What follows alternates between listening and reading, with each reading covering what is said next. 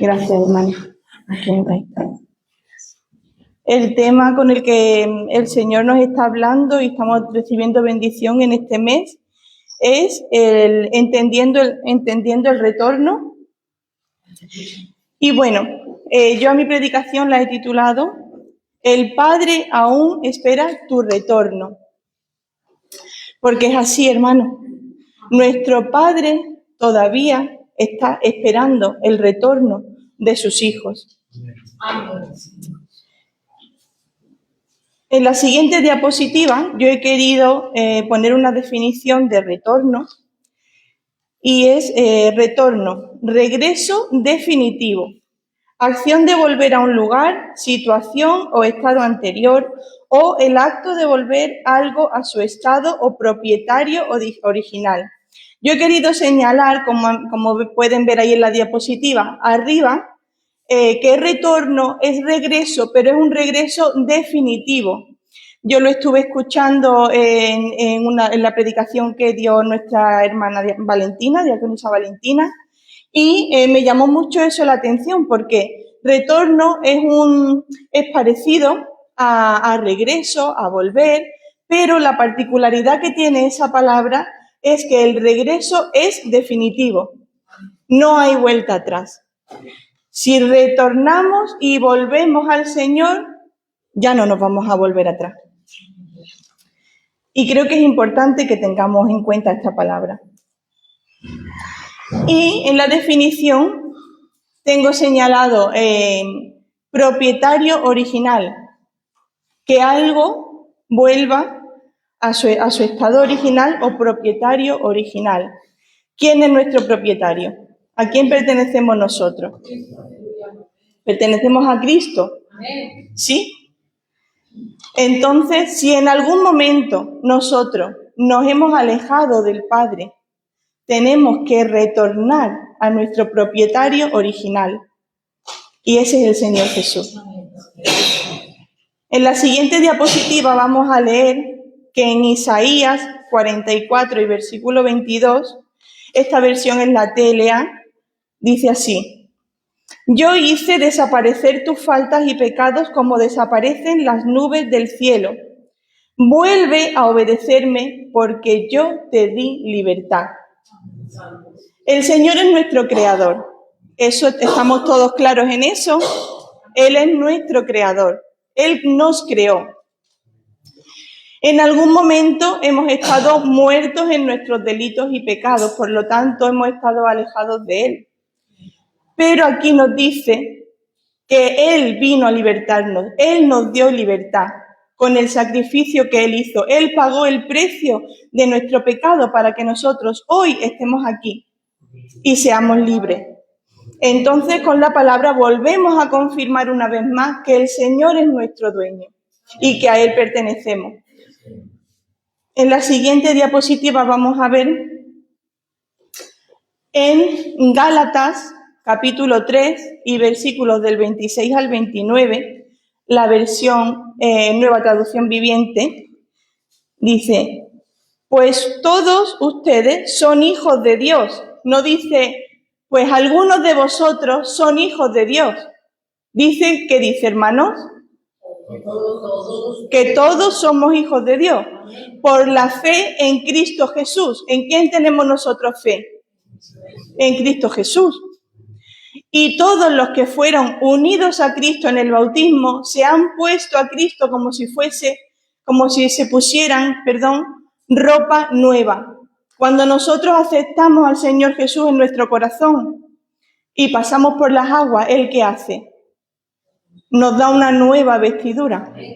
Dejamos atrás nuestra vieja naturaleza pecaminosa y tenemos una nueva identidad como hijos. 28. Ya no hay judío ni gentil, esclavo ni libre, hombre ni mujer, porque todos ustedes son uno en Cristo Jesús. Da igual de dónde vengamos, da igual que seamos, si no, da igual, no hay diferencia para el Señor. La diferencia que puede haber, ¿qué le digo yo? La diferencia que puede haber entre la hermana Cintia. ¿Cómo? Judy. Entre la hermana Judy y yo, ante el Señor no hay ninguna diferencia. Yo soy española y ella es de Colombia, que me encanta. Esa tierra, Dios bendiga a Colombia y todas las naciones del mundo. Pero ante el Señor no hay diferencia, porque todos somos uno y todos somos sus hijos delante de Él. Y en el 29 dice, y ahora que pertenecen a Cristo, son verdaderos hijos de Abraham, son sus herederos, y la promesa de Dios a Abraham les pertenece a ustedes. ¿Son ustedes, tienen ustedes las promesas del Señor? ¿Les pertenecen? ¿Sí o no? Amén. Entonces tienen que decir un amén fuerte. ¿Las promesas de Dios son de ustedes? Amén. Eso, que se entere el enemigo y que Dios lo reprenda y que rabie. Amén. Que vea que los hijos de Dios tenemos fuerza y fe en Él. Amén. Y venimos aquí a reclamar lo que es nuestro y que Él nos quiere arrebatar, pero no lo va a hacer. Amén. Gloria a Dios. Así que bueno, vamos a pasar a la siguiente diapositiva.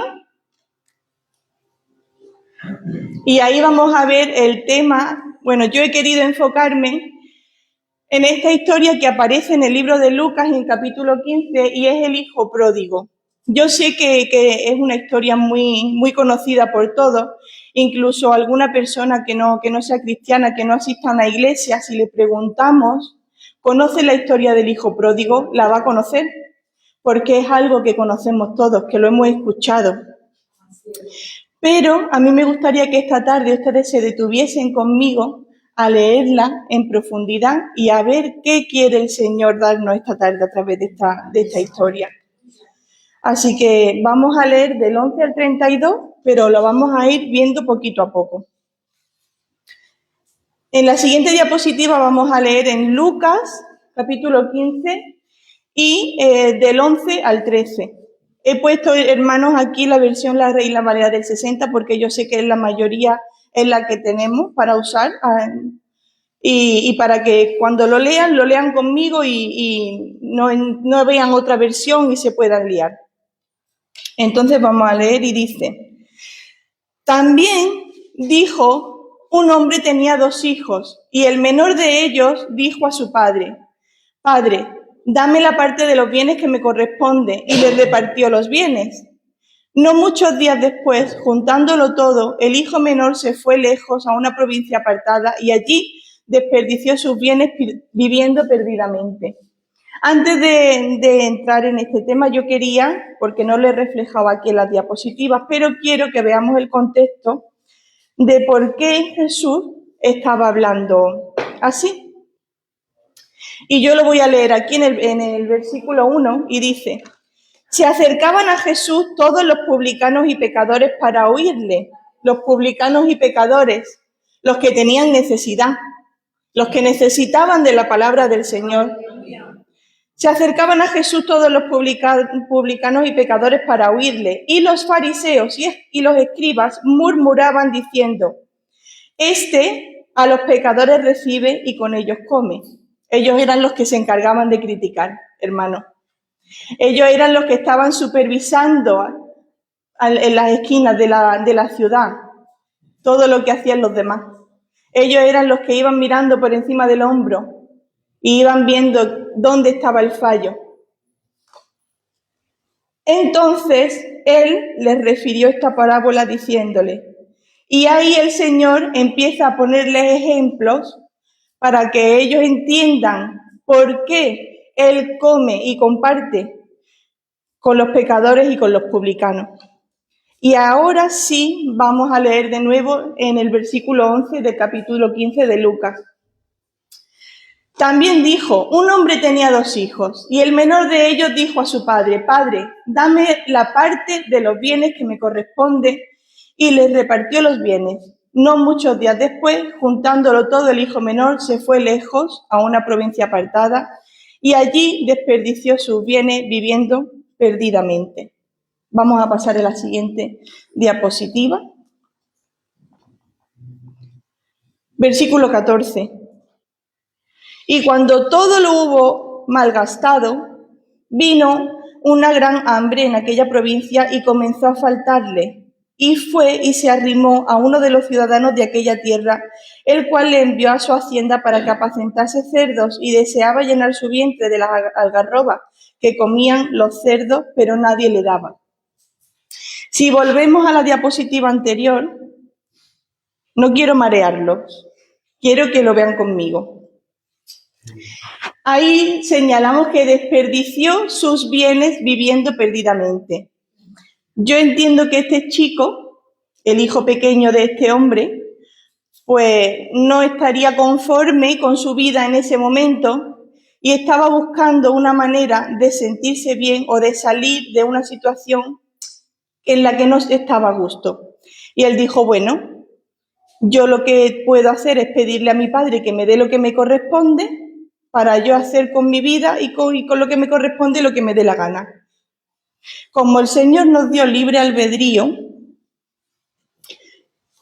él tomó esa decisión. El padre, supongo que yo entiendo, hermanos, aquí no aparece en la Biblia, pero yo entiendo que si cada uno de nosotros nos ponemos en el papel del padre, le diríamos al hijo, bueno, hijo, ¿y qué vas a hacer con todo esto que yo te voy a dar? ¿Pero por qué te vas? ¿Qué te ha pasado? ¿Qué necesitas? ¿Te puedo ayudar con otra cosa? No, dame lo que me pertenece, que me voy. Ese muchacho se fue lejos de la casa de su padre, que era donde él estaba mejor, donde él estaba a gusto, donde él estaba cubierto, protegido, y desperdició sus bienes viviendo perdidamente. No hizo un buen uso de la herencia de su padre, de lo que el padre le dio, no lo supo administrar y se le acabó rápido. Lo vemos en la siguiente diapositiva. Y cuando todo lo hubo malgastado, vino una gran hambre en aquella provincia y comenzó a faltarle. Hubo un momento en el que la bendición que le pidió al padre que le correspondía no la usó de una manera correcta y se le acabó. Y fue y se arrimó a uno de los ciudadanos de aquella tierra, el cual envió a su hacienda para que apacentase cerdos. Él estuvo buscando donde no debía buscar. Buscó donde nadie lo conocía, donde él tampoco conocía a nadie, pero él buscó una alternativa sin pensar en ese momento en la casa de su padre. Él dijo, yo tengo que sobrevivir de alguna manera aquí, voy a buscar trabajo. Y este hombre lo mandó a que apacentase cerdos. Y él, donde estaba en su casa, era el hijo del amo. Versículo 16. Y deseaba llenar su vientre. En el anterior, Juanma, por favor. Gracias. Y deseaba llenar su vientre de las algarrobas que comían los cerdos, pero nadie le daba. Nadie tenía compasión de él. Nadie tuvo misericordia de él. A nadie le dolía. A nadie le dolía. Su padre y su familia estaban lejos. Él estaba solo. Él había ido a hacer su vida solo, a malgastar lo que el padre le había dado. Y cuando tuvo necesidad, nadie se compadeció de él. Ni siquiera la comida con la que alimentaban a los animales, él la podía tomar. Siguiente diapositiva, ahora sí. Versículo 17. Y volviendo en sí, dijo, ¿cuántos jornaleros en casa de mi padre tienen abundancia de pan y yo aquí perezco de hambre? Me levantaré e iré a mi padre y le diré, Padre, he pecado contra el cielo y contra ti. Ya no soy digno de ser llamado tu hijo. Hazme como a uno de tus jornaleros. Hermano, yo creo que ya ese muchacho tocó fondo en medio de ese sufrimiento y esa necesidad que estaba pasando. Y eso fue lo que le hizo volver en sí. Ese fue el clic que él necesitaba para acordarse de lo que él había tenido y había malgastado y había perdido. Entonces se acordó de su padre. ¿Por qué? Porque el padre siempre está esperando tu retorno. Siempre. El padre siempre te espera. Aunque te vayas lejos, aunque te vayas fuera, tienes que volver en sí y pensar y decir, ¿qué hago aquí? Si en la casa de mi padre hay abundancia de pan. Yo quisiera que me contratase como uno de sus jornaleros. Ellos iban a comer mejor que yo, que no me dan ni siquiera lo que le doy a los animales. Y tomó la decisión de levantarse e ir a su padre. En la siguiente diapositiva vemos un resumen, como unas características del hijo menor. Cometió varios errores, entre ellos dejar la casa de su padre, que también era su casa. Quizás fue consecuencia de una confusión, de gasto emocional, una insatisfacción. El resultado fue que perdió su identidad. Nosotros, hermanos, por nuestro día a día y por el mundo en el que vivimos, que es un mundo de pecado y de maldad, nos vemos constantemente presionados por las artimañas del enemigo, y sus hijos aún más, porque él lo que quiere es arrebatar las almas al Señor. Y no se lo vamos a permitir. En el nombre de Jesús lo declaramos en este momento, que eso no va a ser así, al revés. Todas las que nosotros podamos quitarle a Él, se las vamos a quitar, porque le pertenecen a Dios. Pero como este hijo menor, puede haber temporadas, o podemos haber tenido temporadas en nuestra vida en la que nos hayamos sentido así y hayamos tenido alguna confusión, hayamos estado saturados emocionalmente, y eso nos haya llevado a cometer un tropiezo, a tener a pecar o a obrar de una manera que no es la correcta. Y como él, puede que hayamos perdido nuestra identidad en algún momento de nuestra vida. Y hemos buscado suplir la necesidad en lugares que no eran, en sitios equivocados. Cuando nosotros tenemos al Padre, que es la fuente de agua viva, y es allí donde nosotros tenemos que ir siempre, a los pies del Señor, porque ahí es donde vamos a encontrar todas las soluciones a nuestros problemas. Ahí vamos a encontrar todo lo que necesitemos. En su palabra está todo, hermanos, toda la solución, toda la respuesta a sus preguntas, ahí está todo. Tuvo la capacidad de reconocer su error, volver y empezar, cuando volvió en sí. De nuevo, de empezar de nuevo, no exigiendo derechos. Él no iba a la casa del padre a decirle: como soy tu hijo, ahora llego aquí y quiero que me tengas pues como lo que yo era, como tu hijo, y que me den la autoridad y lo que yo era antes. Él no fue así, porque él reconoció su error y vio que había obrado mal. Y él dijo: voy a ir a mi padre a pedirle que me contrate y me tenga como a uno de sus jornaleros, porque no me merezco ser su hijo. Pero sí quería una restauración. Él necesitaba ser restaurado, pero sabía que de la única manera que iba a hacerlo era yendo a la casa del Padre. Confesó su pecado y quedó libre su alma y su espíritu. Hermanos, qué paz siente una persona cuando confiesa con el Padre, cuando vamos a los pies del Señor y pedimos perdón y decimos: Dios mío, sé que he hecho esto mal, sé que he obrado mal de esta manera, sé que he dicho esta palabra que no tenía que haber dicho, perdóname porque me arrepiento, no quiero ser así y vengo a ti a pedirte perdón.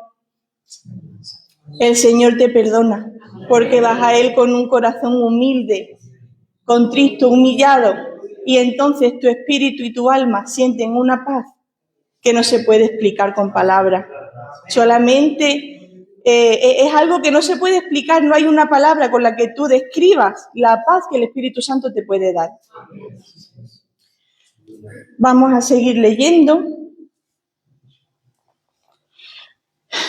El versículo 20 y 21 del mismo libro Lucas capítulo 15, y dice: y levantándose vino a su padre, y cuando aún estaba lejos lo vio su padre y fue movido a misericordia, corrió y se echó sobre su cuello y le besó. A mí este versículo 20 me tocó de una manera especial el corazón, porque cuando yo lo leía y decía: y levantándose vino a su padre, o sea, él tomó la decisión, se levantó, cogió lo poquito que tenía y fue a su padre, porque sabía que en él iba a encontrar ese padre amoroso, esos brazos que lo estaban esperando recibir. Y cuando aún estaba lejos, lo vio su padre. O sea, el padre estaba en casa y yo me imagino a ese padre orando y rogando por él todos los días al Señor y diciendo: Padre, allí donde esté mi hijo, guárdalo, líbralo de todo mal, que su pie no tropiece, hazlo volver en sí y que vuelva a mí, que vuelva a su casa, Padre.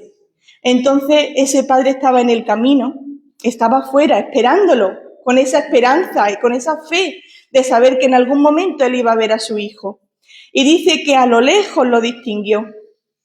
Nuestro Padre nos conoce a cada uno por separado y de manera individual, porque somos especiales para Él. Somos sus hijos. O sea, yo no tengo hijos todavía, los tendré pronto en el nombre de Jesús, pero yo veo a mis sobrinos, que es lo más cercano a mí, y yo de lejos, solamente por la fisionomía, sé que es mi sobrina, o sé que es mi sobrino. O a Juanjo. Bueno, a Juanjo es fácil distinguirlo. Juanjo no hay que estudiar mucho para saber dónde está. Pero hermano, el Padre te conoce, el Padre te ha diseñado, el Padre dice que te escogió y te vio en el vientre de tu madre. O sea, el Padre vio a su hijo a lo lejos y podía haber pensado que era cualquier otra persona, pero él sabía que era su hijo. Y se llenó de gozo. Fue movido a misericordia, esa misericordia que él no encontró cuando estaba pasando lo mal en aquella ciudad donde él estaba perdido, reclamando que le ayudasen porque no tenían nada, ni siquiera para comer, para alimentarse. Lo que él no encontró en esas personas, sabía que lo tenía su padre. Y su padre, cuando lo vio, fue lo que sintió, misericordia. Y yo sé que también se gozó de ver que su hijo venía. Corrió y se echó sobre su cuello y lo besó. Él no esperó a que su hijo hiciese el camino y llegase hacia él. Él corrió a por su hijo. El Padre viene a por nosotros. El Padre corre a por ti, a salvarte, a abrazarte, a restaurarte.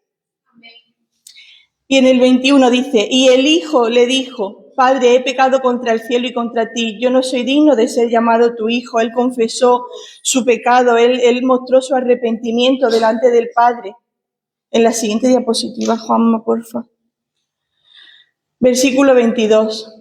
El Padre dijo a sus siervos: sacad el mejor vestido y vestidle, ponedle un anillo en su mano y calzado en sus pies, y traed el becerro gordo y matadlo, y comamos y hagamos fiesta, porque este mi hijo muerto y ha revivido. Y se había perdido y es hallado, y comenzaron a regocijarse.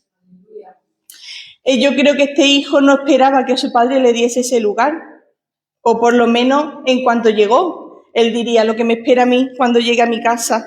Yo lo pensaría así, digo: madre mía, yo voy a ir a casa de mi padre porque es mi casa, pero me va a dar mi padre una que vamos. Entonces, yo entiendo que él pues llegó y cuando le dijo a sus siervos, rápido, en una, no sé en qué versión era, ahora mismo no la recuerdo porque no la anoté, pero en una versión dice: pronto, sacad el mejor vestido y vestidlo. O sea, rápido, ya, no esperemos. El Señor, somos nosotros los que tardamos en llegar al Padre. El Padre está ahí esperándonos para darnos nuestro regalo, para darnos una promesa, para restaurar nuestra vida, para devolvernos lo que hayamos perdido. Le puso vestido, le puso anillo en su mano y calzado en sus pies.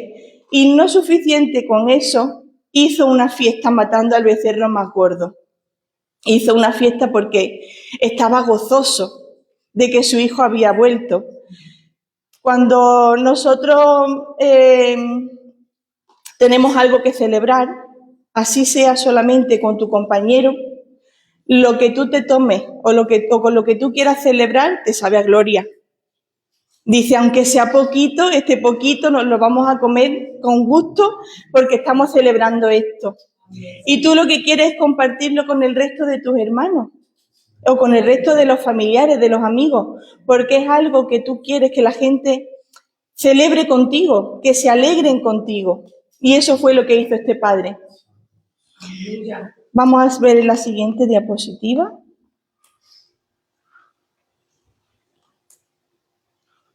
Esa es, ¿verdad, Juanma? Vale, que me he liado yo.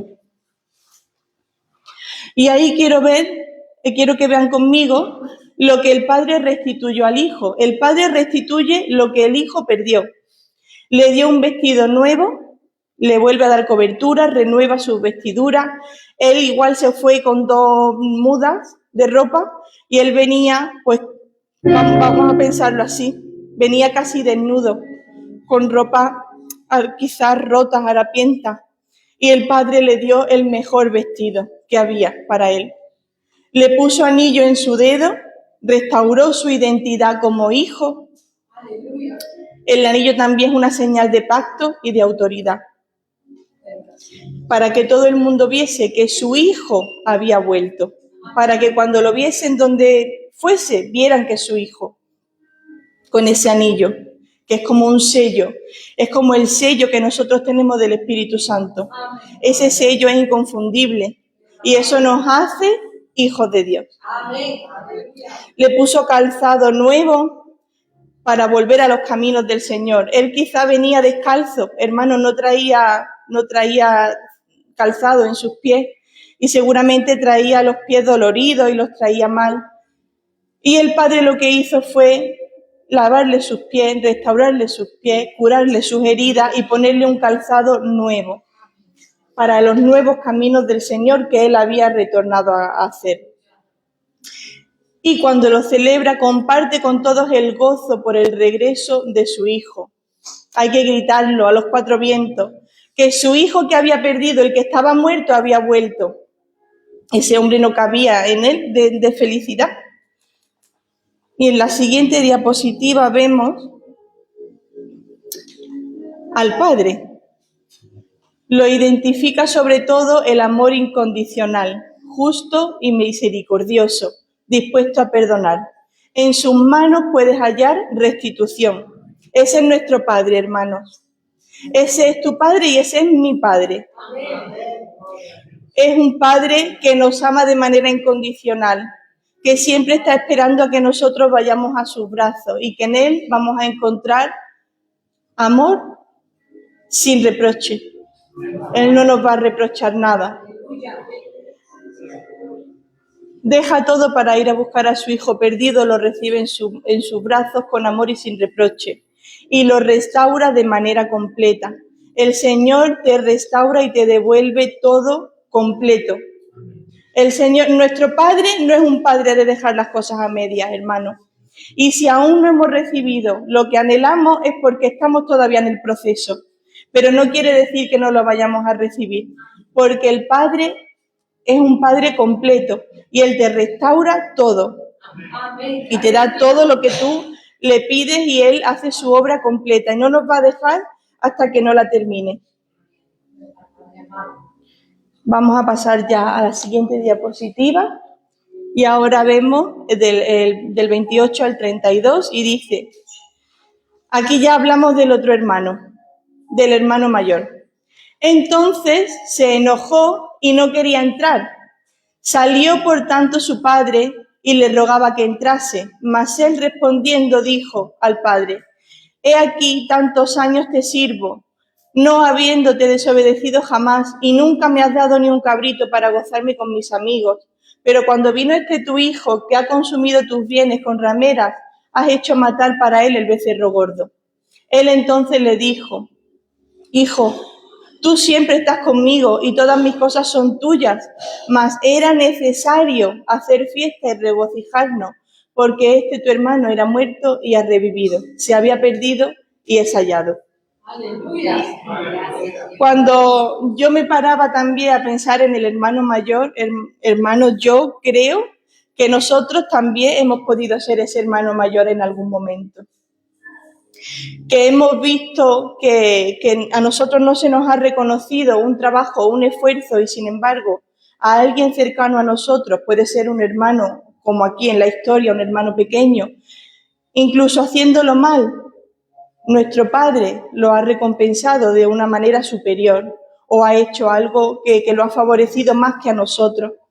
Y se nos olvida que nosotros hemos disfrutado de la casa del Padre todo el tiempo. Nosotros no hemos tenido esa sensación de salir y esa necesidad de buscar nada afuera, porque no nos hemos movido de la casa del Padre.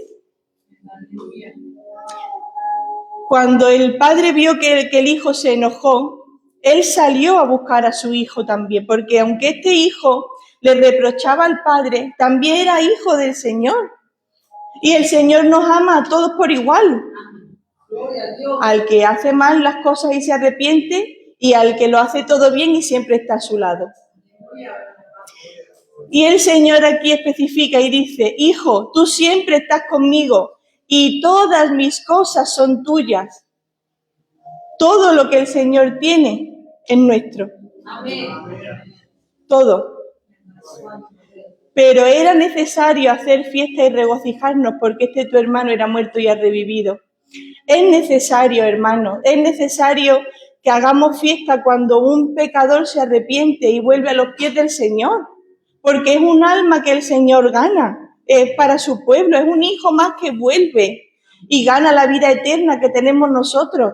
Entonces, es necesario que la gente sepa que nos alegramos por esa persona que ha retornado, que ha vuelto, que ha tomado esa decisión. Y ya después no se habla más de ese hijo mayor. Ya aquí termina el capítulo 15 y no se habla más de esta parábola. Pero yo quiero pensar, hermanos, que cuando ese hijo mayor ve el amor con que el padre le habla y le dice: hijo mío, yo te amo, tú siempre estás conmigo y todo lo que yo tengo es tuyo. Era necesario que hiciéramos esta fiesta por tu hermano porque ha vuelto. Pensábamos que estaba muerto y ha vuelto. Era necesario. Yo quiero pensar, hermanos, que ese hijo mayor dijo: es verdad, padre, llevas razón, perdóname, no tenía que haberlo pensado así. Y entró a regocijarse con los siervos, con el padre y con el hermano menor. Y yo creo que ya vamos a ir terminando. Vamos a pasar a la siguiente diapositiva. El hijo mayor siempre había permanecido con su padre y había cumplido con sus órdenes. Cuando su hermano regresó, se enfadó por la celebración que el padre organizó. Le reprochó a su padre que nunca le había dado una fiesta con sus amigos a pesar de sus años de servicio. No compartió la alegría del padre por el regreso de su hermano. Nos debemos de alegrar. Yo aquí, cuando veía y detallaba al hijo mayor, yo también me veía, ¿no? Y decía: en algún momento puede que hayamos sentido, vamos a llamarlo envidia, no es envidia, pero no sé qué palabra poner ahora mismo para describir el que hayamos visto quizás en la iglesia que ha venido una persona de fuera o una persona que se ha ido, que se ha venido, que ha vuelto y que se le ha dado más atención o que han estado más pendientes de esa persona que de uno. Y uno no ha dejado de asistir a la iglesia y no ha dejado de servir. Pero es necesario, hermano, es necesario que nosotros demos el ejemplo de lo que somos hijos de Dios. Y Dios es amor. Nosotros no podemos reflejar otra cosa que no sea amor para los demás. Y tenemos que alegrarnos por esa persona y acudir a ellos y restaurarlos y estar al servicio del padre o del pastor en este caso y decir: bueno, pastor, ¿qué podemos hacer para que esta persona se restaure? ¿Qué podemos hacer para que esta persona vuelva a la iglesia? Y ayudar y cooperar para que pronto estemos todos preparados y el Señor venga por su iglesia. Porque hasta que no estemos completos, hermanos, el Señor no va a venir.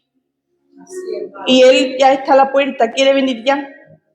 Así que tenemos que colaborar en eso y seguir predicando su palabra y restaurando al necesitado para que podamos irnos pronto. Vamos a ver la siguiente y última diapositiva. Y dice así en el capítulo de Lucas 15, del 9 al 10. Y cuando la encuentre, invitará a sus amigos y vecinas y les dirá: vengan a mi casa y alégrense conmigo, ya encontré la moneda que había perdido. Esta parábola es una que había anterior a la del hijo pródigo y el padre le quería explicar a estos señores que estaban criticándolo para que entendiesen. Y era una viuda que había perdido una dracma y no la encontraba. Entonces en el versículo 10 dice, de la misma manera, los ángeles de Dios hacen fiesta cuando alguien se vuelve a Dios. Hermano, los ángeles de Dios hacen fiesta cuando alguien se vuelve a Dios. ¡Qué bonito! ¡Qué gozo! ¡Qué alegría tiene que tener el Señor, el Padre, allí en el cielo, de decir, mi hijo ha vuelto a mis caminos! Y que los ángeles, que Él lo cuente y que los ángeles se alegren y se gocen con Él. Hermanos, cada vez que nosotros prediquemos una palabra y le digamos a una persona que Cristo lo ama, que Cristo lo espera, y esa persona quiera venir a la iglesia y entre por sus puertas, los ángeles del Señor se van a alegrar con él, de esa persona que ha llegado. Y va a decir, este hijo mío ha hecho lo que yo le demando y ha hecho lo que yo espero de él. Y este ha entrado a la casa del Padre a través de él. Y ese gozo que siente el Señor, hermano, yo quiero que el Señor se goce de mí.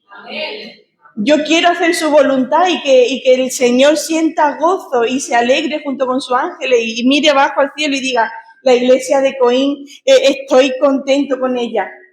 Me da mucha alegría ver cómo caminan, cómo predican de mi palabra, cómo se esfuerzan, cómo se deleitan en mí.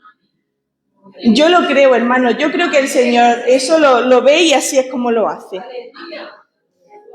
Y bueno, ya está. Hasta aquí en mi palabra.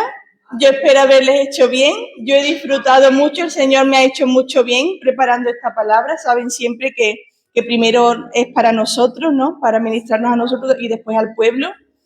Y los animo a que tomen la decisión. Si hay alguien que todavía tiene ahí algún área por ministrar para retornar a los pies del Señor, que tome la decisión y que lo haga, porque es lo mejor que puede hacer. Y bueno, hermano, que Dios los bendiga mucho.